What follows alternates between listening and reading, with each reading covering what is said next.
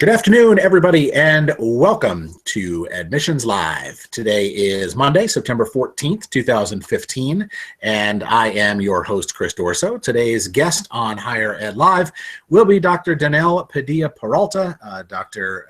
Padilla-Peralta is the author of Undocumented, and we will talk about the status of undocumented students in the college admissions process in just a little bit. But first, some housekeeping information. All of the Higher Ed Live shows, of course, are available on higheredlive.com, and they are also, of course, archived in podcast form on iTunes. The Higher Ed Live network offers viewers direct access to the best and brightest minds in education, and the live webcasts multiple times each week allow viewers to share knowledge and participate in discussions around the most important issues in the industry. Today's show is made possible by Chegg Enrollment Services. If you are headed to San Diego next month for the annual NACAC conference, Chegg will be there with its, of course, with their Ship Your Swag boxes. And they will also be sponsoring an Admissions Maverick Social aboard the USS Midway. So stay up to date on all the things that Chegg does to support the NACAC conference at edu.chegg.com/NACAC. And that link has also gone out through the Higher Ed Live Twitter handle as well. Higher Ed Live is also, of course, produced by M. Stoner, a marketing and communications firm that works with educational institutions on branding, strategy, web design, and more. M. Stoner's Fran Zablocki will be doing a 3-part webinar series on higher ed information architecture. IA is critical to anyone who works to help their institution connect with the visitors that are on the web. And the better your site's IA, the easier it is for visitors to find that information and to engage with your institution. And so we have sent out a webcast link as well. So there are lots of great books about higher education out there, and I pick up everyone I find, and sometimes I get 3 chapters in and I say, meh, not so much. When I picked up Undocumented just a few short weeks ago, this is Undocumented, Dominican Boy's Odyssey from a Homeless Shelter to the Ivy League. I said, let's check this out. And in 2 days, I had gone through the entire thing. And immediately at like 7 o'clock that morning, the following morning, I tracked down Danelle Padilla-Peralta at Columbia, and I emailed him and I said, hey, be a guest on the show because I think you have a fantastic story to tell, and our viewers here at Admissions Live who are on the other side of the desk from all of the wonderful students who come to us from all around the world, we need you to impart your wisdom upon us. No pressure. So with that, I would like to bring Dr. Danelle Padilla-Peralta to the show. Welcome. Oh, welcome. It's a delight to be joining you. Great. So talk a little bit about yourself and how the book came to be. So these days I'm a postdoctoral fellow and lecturer in classics at Columbia, but the journey I took to get to where I am today is what motivated me to write the book. So I arrived in the United States from the Dominican Republic with my family at the age of 4. My family and I had traveled to the United States on tourist visas to obtain prenatal care for my mom, who was experiencing medical complications with her second pregnancy. Eventually, my younger brother was born, but my mom continued experiencing medical complications. And when she was fully recovered after another stint in the hospital, she and my dad began having a series of conversations about the future. And one of the things that informed their conversations was their realization that I was really liking kindergarten in the States. I was taking to learning English. I seemed to be getting a huge thrill out of imitating my classmates or my teachers as they spoke English. And so my mom decided, with my dad's grudging reluctance, that we would be staying, that we would stay in New York City, and that my brother and I would have the opportunity to grow up in the United States. Only problem, we had come on tourist visas that had expired. And so my mom and dad got to talking about how they should rectify this. Neither of them had any real knowledge of how the US immigration laws work. But my mom and my dad put out some feelers, and eventually my dad heard from someone who said that he could sort out their immigration problems if my parents were willing to pay him a fee. And so this person took my parents' money, but he did not sort out their immigration problems at all. And we were left in the States without proper legal documentation. Sin papeles, as we say in Spanish. Thanks, because that phrase comes up a lot in the book, and I was going to try to say it, and it would have been a horrible embarrassment. So I'm glad you said it first. My pleasure. So there's the book, as I said, is fantastic, and it tells your whole story straight from elementary school through the New York City public school system, through a collegiate prep program, through high school, into college and beyond, and it's really incredible. You can read you can feel the sort of the trepidation all the way along the way, where you're this fantastic student who is doing great things and constant praise from everyone in the educational system, but there's this real fear in the background that you're going to be discovered, that someone's going to find out that about your status. How do we as counselors make that easier on students? Because, you know, as you're the rep from Princeton, you finally broke down and told the dean from Princeton, hey, here's my situation. They said point blank, your that status, your residency status doesn't matter to us, your academics do. How do we as counselors make that easier on our students? So there's several different ways of going about it. The ways I'm about to enumerate all share one thing in common, which is to project a great measure of empathy and understanding for the students who are face the problem and the hurdle of not having proper documentation. But the very first thing to do for these students is to make them feel comfortable enough to talk about their predicament. Because as I was growing up and as I recount in the book, I had the good fortune of having many mentors who looked out for me, but even in the face of the nurturing and the love they provided, I still felt awkward and uncomfortable and highly reluctant to talk about not having papeles. So what ultimately enabled me to break out of that reluctance was the reassurance and support that was provided by my teachers, by my mentors, my realization that no matter what it was that stood in the way, they would be there to listen to me, to offer support, even when they did not know all of the intricacies of the situation. But that gets to my second recommendation, which is that I think it is incumbent upon higher ed folks of all stripes and varieties, from teachers in higher ed to administrators to policy researchers, anyone and everyone who's going to be in touch with students, to familiarize themselves with the nature of the undocumented predicament in this country.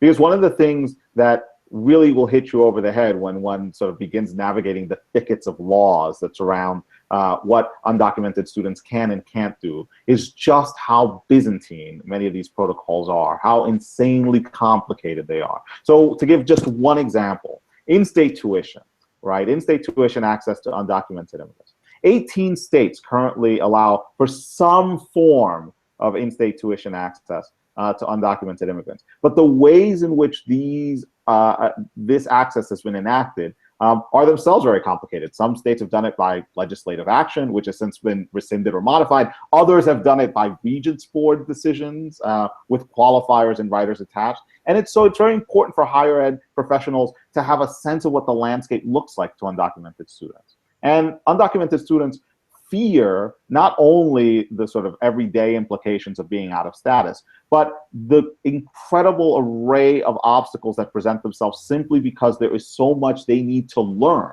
and so much they need to know in order to make sense of the system. Now, I want to address that sort of system question for a minute because, you know, as I said, we're in New York here, and New York is one of the states that will allow students who have attended high school in New York State to have in-state residency for tuition purposes. And again, I suppose my ignorance of the situation, when students have asked us about it, I've always said, and I apologize for my ignorance, oh, it's easy. And maybe it's not that easy, or maybe New York is an outlier in making it easy or being more proactive about being welcoming to undocumented students. Right. So New York has made it easier than other states. Right. Okay. All right. We'll take it.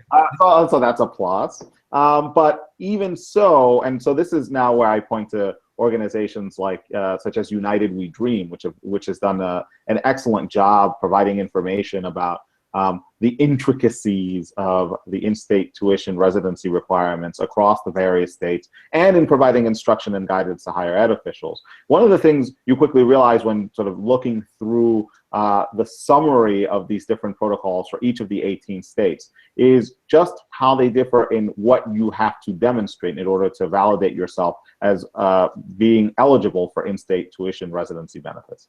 And so this is something obviously that needs to be worked on, that higher ed professionals need to sort of master. This is a competency that they need to master.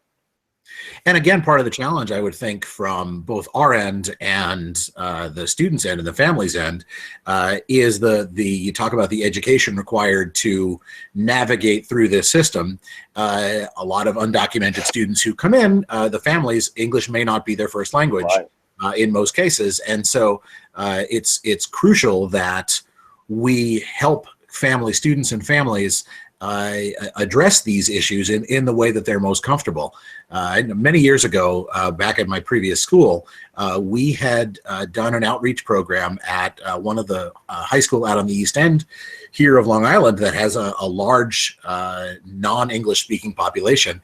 And it was just as simple as bringing a couple of Spanish-speaking counselors, 2 from our admissions office, 2 from our financial aid office, to meet with families and meet with parents to be able to say, here's how the information sits, and in a way that you can understand it, in a way that you can manage it. And so that really is then sort of important to getting undocumented students and their families on board. It's making them feel not only that, well, you have their best interest at heart, but it's actively engaging them in a way that exhibits cultural competency and versatility. That will show, for example, that you are willing to understand and work with and through the cultural codes within which they operate and within which they understand. And some of those codes extend to language considerations, right? One of the things that I talk about in the book is how when I was younger, I felt a fair degree of resentment because my mom and both my parents, but my mom in particular, had a very difficult time learning English. And so I felt that over the years, I had to develop this knowledge, not just of how things work, but I had to crucially mediate for my mom and translate for her at every step of the way. Now, much later, of course, I realized that, in fact, my mom had modeled all these things for me that extended far beyond sort of simple matters of language competency. But that means that many undocumented students often feel the sort of double and triple burden. Not only do they have to understand the system, not only do they have to reach out to people, sometimes without knowing what other people's intentions will be, but they then also have to process and relay this information to other members of their family who might not be able to speak English at a high enough level of fluency for that to be explained to them in English. And so all this pressure in the college admissions process, like there's not already enough pressure in the admissions process. Let's throw a whole nother layer on top of it of you have to translate and evaluate and forward this information to your parents because we need your parents' tax information and we need to know all this other stuff that may be completely beyond anything they've done before. Exactly. As I said at the outset, no pressure. So no pressure. Yeah. So you read a lot in the book. You mentioned sort of the stigma of being undocumented and how even your closest friends did not know what was going on in your world. Is that changing? Do you see that changing? Is it and I guess how can we change that? How can we reduce that sort of stigma of not wanting to talk about the residency piece? So it has changed, and it is heartening to see the extent to which it has changed, even though in the past decade.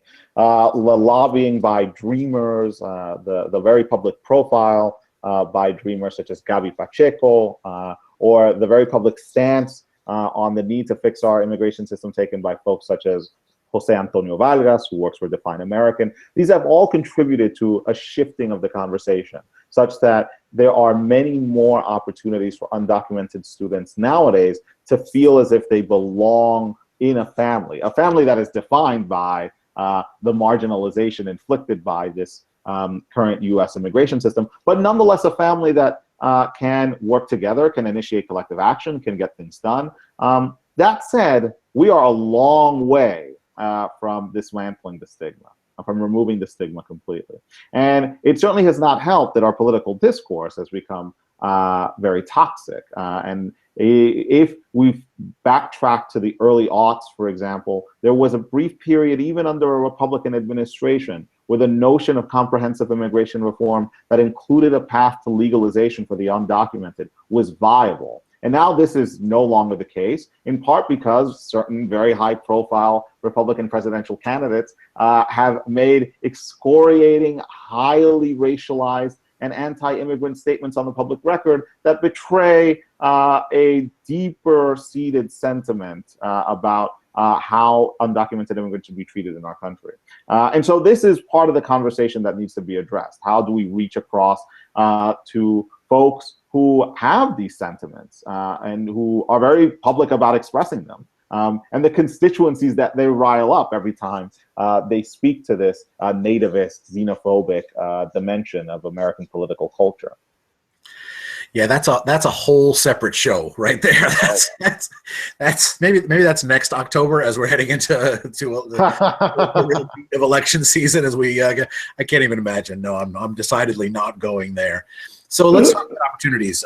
You had the opportunity to take advantage of Humanities Symposium at Princeton, which seemed to be a major turning point for you. How can higher ed make those kinds of experiences worthwhile, make them valuable for students, particularly undocumented students? Yes. So the Humanities Symposium at Princeton was one of those moments where I realized that I really, really enjoyed this humanities business. But more importantly, that I really enjoyed the prospect of attending a college where so much of the conversation was taken up by the life of the mind. And so in order to sort of fold in students from underrepresented groups, especially, and undocumented students in particular, one of the things that higher ed administrators and teachers and professionals should be giving thought to is programs similar to the Humanities Symposium. Programs programs that function as outreach programs. You get high school juniors and seniors onto college campuses so that they see what a college campus is like. They get a feel for the texture of these classes and for the intensity of the intellectual discussion taking place at these classes. But then this extends all the way to considerations such as what kinds of books you would pick for a pre-read before or as freshmen are arriving on campus, what kinds of programs the summer before freshman year, and then the summers after freshman and sophomore year you might set up for students from underrepresented groups, all in an effort to make them feel like there is an investment being made in their participation in the life of the mind. For administrators never to take this for granted would be one of the things I hope comes out of these remarks I'm making now. Very good point. You know what would be a fantastic freshman reader? I'm just saying. You know what? I think the freshman reader is really an interesting. It's one of my favorite things that we do every year. I have the luxury of teaching a freshman seminar every fall, and just the discussion on the back end of what book we're going to choose every year. There's just such an incredible array of things out there, and we finally wind up choosing someone. And this year's book is Charles Blow, Fire Shut Up in My Bones, which is again a fantastic look at growing up non-white in America from an entirely different perspective, and sort of how he goes through his experiences and the importance of showing, not just the white student who is going through this, but showing that wealth that makes this country what it is. Hang on, wait, where did my favorite quote go? It's right at the end of the book. I'm going to spoil the end, by the way, everybody. He turns out okay in the end. This was my favorite. I love this. Immigrant brothers and sisters, of course, people will yell at you that America is not yours, that you have no stake in America, no place in America, no right to belong in America. You must not let them get off lightly with saying that. I love that. Like I thought that was just a fantastic a piece of really what this country is and is at a kind of what it should be kind of level, and what it always has been, political discourse notwithstanding. But I'm way off topic now, and I apologize. So, no, that's fine. That's fine. I mean, that's exactly. I mean, one of the hopes for the book as a whole, and then especially, as I approached the end of the book, was to convey to readers that we have these ideals of inclusivity and receptivity that are hardwired into American political culture, are hardwired into the historical tradition. And these are ideals that we should not only embrace, but we should actively seek to cultivate and disseminate and propagate at every turn. And one of the issues that we are now confronted with, and that we will have to continue wrestling with, is the legacy of a counter discourse that holds that policing entry and delineating and discriminating among categories of immigrants is somehow perfectly fine. And we have to say, well, we have to move beyond this. We have to think very carefully about how our legacy as a country, a legacy that is built on the work of many, many generations of immigrants, should enhance our perspective on immigration in the here and now. Very, very much, very much. All right, so you cite your college essay in the book, which I thought was great. And what's your advice, not for students writing those essays? There's a million tips and tricks about how to write your essay to impress the people on our side of the desk. But what is, because we get, I mean, I've been doing this for 15 years now. I've read 250,000 essays, and everybody wants to put their best foot forward as they write their essay for college.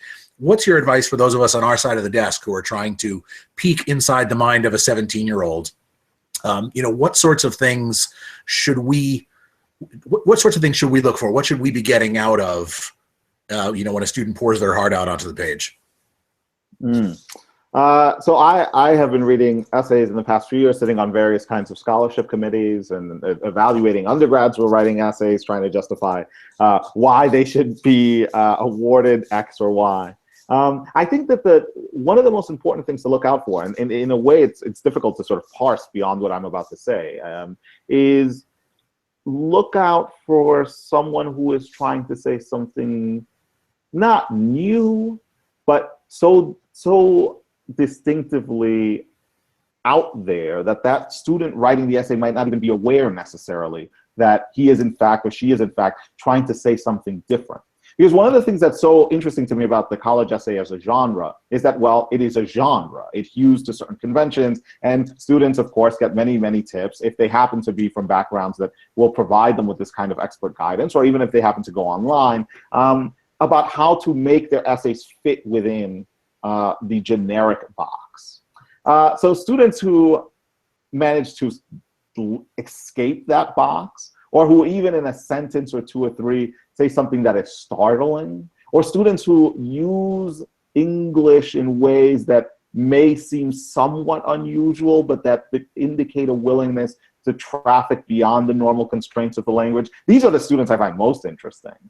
These are the students who, by virtue of sort of pushing the envelope with their essay, might actually be in a position to really do something provocative or sort of empowering once they get to college campuses. So, I mean, that's a general suggestion. The second suggestion is that I think it's very important to try to read between the lines of essays to see what exactly a student is taking away from, in the case of a student from an underrepresented group or an underprivileged student, what that student has been able to process about his or her own relative lack of opportunities. So in the case of underrepresented and underprivileged students, how are they making sense of their experience? Because it's one thing to say, well, I learned X lesson from Y experience. But it's another thing when that student is able to show that, in fact, the lesson as such is unstable. There are a whole host of lessons that could be learned from these experiences. And to be open-ended like that is really difficult for a college essay to pull off. But when students do it, it's kind of exciting. Oh yeah, it's wonderfully exciting, and we all know those sort of great essays that we've had over the years, and I think it sort of is a challenge for a student at 17 years old to try to synthesize everything they've done and put that in a way that is supposed to impress us grown-ups. And there's a challenge there of trying to do it without either using big words for no reason or sort of making excuses, and this is going to come out completely wrong, but I think you said something though that I thought was good. Like taking their experience and what they really learned and gained from that, beyond just, oh, we grew up poor, so XYZ, how they were able to really make, create their educational experience. And that's ultimately what the higher education system is about. And it's not, again, not always easy at 17, but it's about creating an educational experience. It's not about what's sort of being fed to you by your high school teachers, but taking the courses and getting internships and the kinds of experiences that then propel you to whatever that next step is. So it's an interesting challenge. Right. No, it is. It is. I do not envy the lot of folks who have to read admissions essays on a yearly basis. It's fun. It really is a lot of fun. I mean, it's difficult, but it's a lot of fun. Yeah. So we talked a little bit about sort of political kinds of things, and probably the biggest of the political footballs lately are the DACA from a couple of years ago, and then the DREAM Act, which is actually a lot older than DACA, but has never quite come to fruition. What do you see happening in the future with those? Well, in the near term, I am somewhat pessimistic. So DACA has been extraordinary for its recipients. 665,000 have qualified for DACA, and now we are, in the mid 200s of people who have received DACA renewals. But DACA is limited because, as we all know, it does not provide a path to legalization. It provides temporary work authorization, and it provides a stay from any deportation proceedings. There is, in addition to DACA, there was a set of reforms that was supposed to be ushered in following Obama's signing of several orders in the fall.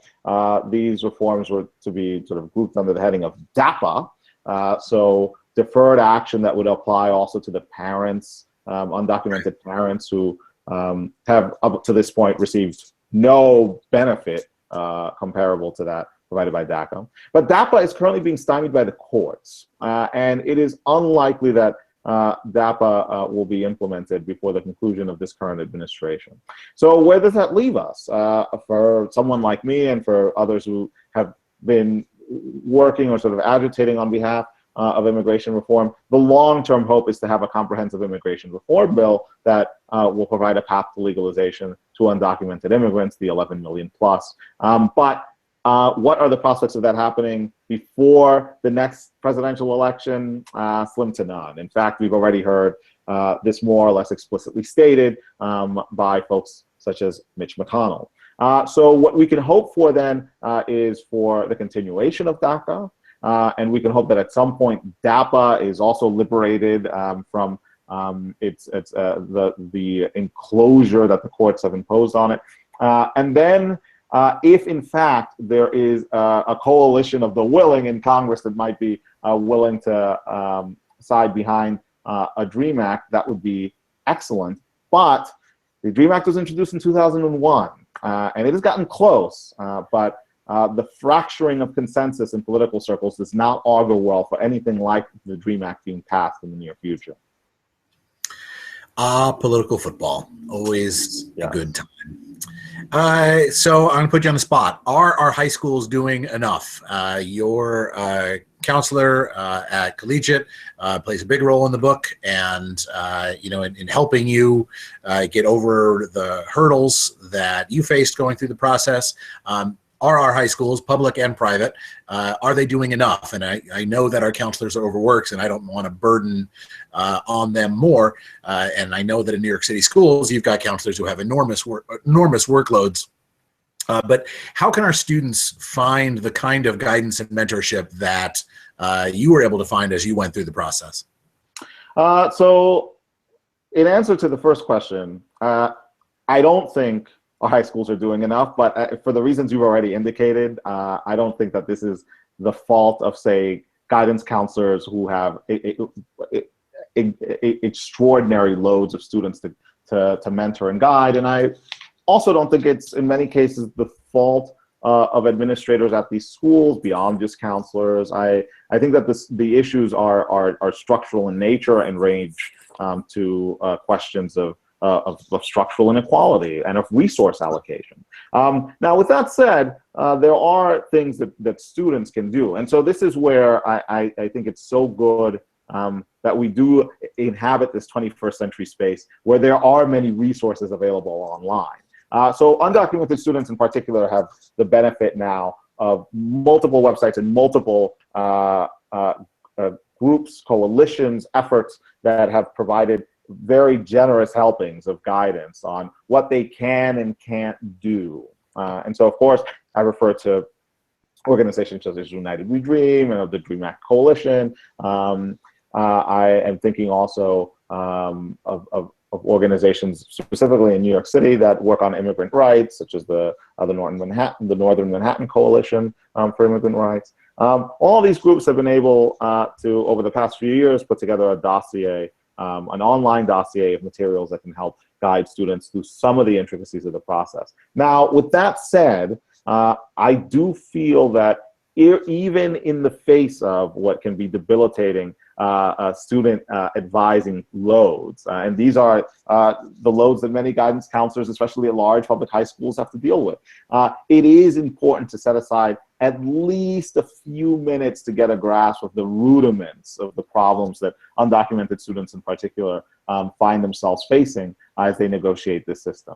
And for that, in addition to the website materials, there are, of course, webinars and various kinds of video series that have been put together by Dream Act activists that give some measure of guidance on how they, as counselors, can best proceed.